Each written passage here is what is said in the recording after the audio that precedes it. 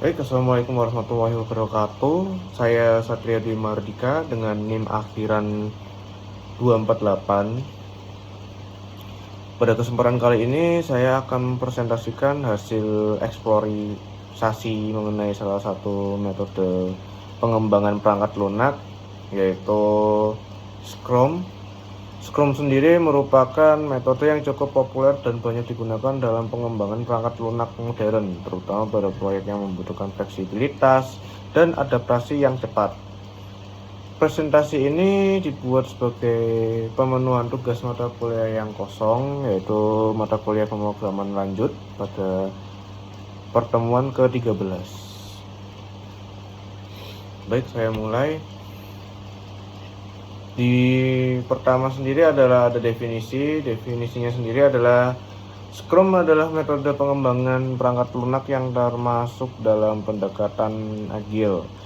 Artinya Scrum ini menekan proses pengembangan yang fleksibel, bertahap, dan dapat beradaptasi terhadap perubahan. Berbeda dengan metode tradisional yang mengerjakan sistem secara keseluruhan dari awal hingga akhir, Scrum ini membagi pengembangannya ke dalam bagian-bagian kecil sehingga hasilnya bisa dievaluasi secara berkala. Jadi lebih terstruktur gitu. Dengan pendekatan ini, kesalahan dapat diketahui lebih awal dan perbaikan dapat dilakukan secara terus-menerus. Tujuan utama dari Scrum sendiri ini meningkatkan efektivitas dan efisiensi dalam pengembangan perangkat lunak. Scrum bertujuan agar tim dapat bekerja lebih terstruktur namun tetap fleksibel. Selain itu, Scrum membantu tim merespon perubahan kebutuhan pengguna dengan cepat, meningkatkan kualitas komunikasi antar anggota tim, serta memastikan bahwa produk yang dikembangkan ini benar-benar sesuai dengan kebutuhan yang dibutuhkan oleh pengguna.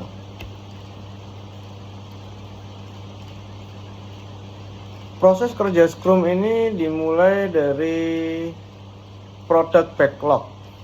Product backlog itu daftar seluruh kebutuhan atau fitur yang ingin dikembangkan dalam sistem. Jadi product backlog ini disusun oleh product owner-nya dan diprioritaskan berdasarkan tingkat kepentingannya. Kemudian dilanjutkan ke sprint planning, di mana tim menentukan fitur mana saja yang akan dikerjakan dalam satu sprint. Sprint ini sendiri adalah periode kerja dengan durasi tertentu, biasanya itu antara 1 sampai 4 kalau nggak 5 minggu. Selama sprint ini berlangsung, tim developer mengerjakan fitur-fitur tersebut. Setiap hari dilakukan daily scrum, yaitu pertemuan singkat untuk membahas progres pekerjaan, rencana kerja, dan kendala yang dihadapin. Di akhir sprint dilakukan sprint review untuk menunjukkan hasil kerja kepada stakeholder. Setelah itu dilakukan sprint retrospektif, yaitu evaluasi internal tim untuk memperbaiki cara kerja pada sprint berikutnya.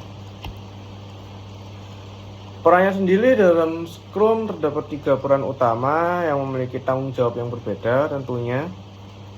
Yang pertama di sini ada product owner bertugas menentukan kebutuhan sistem dan memprioritaskan fitur dalam backlog. Kemudian dilanjut dengan Scrum Master, yaitu berperan sebagai fasilitator yang memastikan proses Scrum berjalan dengan baik serta membantu tim mengatasi hambatan. Sedangkan yang terakhir adalah development team, ini bertanggung jawab dalam proses pengembangan sistem mulai dari penulisan kode, pengujian, dan implementasi fitur.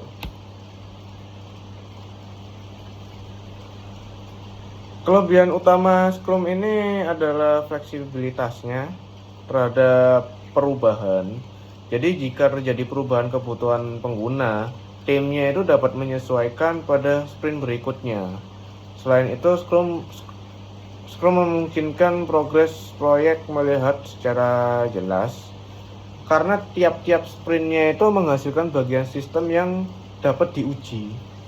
Dengan adanya feedback yang cepat, pastinya kualitas sistem dapat terus ditingkatkan. Meskipun memiliki banyak kelebihan, Scrum juga memiliki beberapa kekurangan. Dalam metode ini membutuhkan yang pastinya tim yang disiplin, terus memiliki komunikasi yang baik. Scrum juga kurang cocok untuk tim yang belum berpengalaman karena membutuhkan pemahaman yang sangat mendalam tentang proses agile-nya.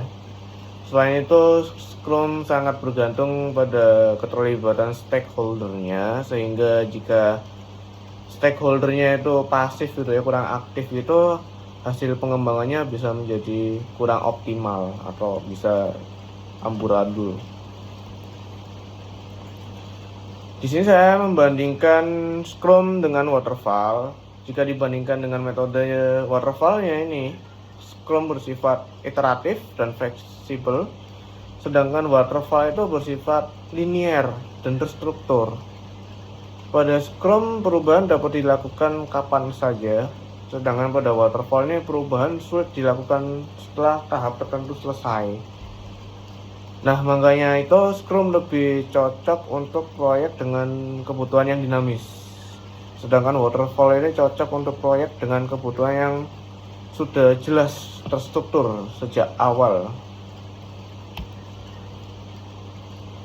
Di kasus penggunaan ini, Scrum cocok digunakan pada proyek pengembangan aplikasi mobile, startup teknologi, atau sistem yang sering mengalami perubahan kebutuhan.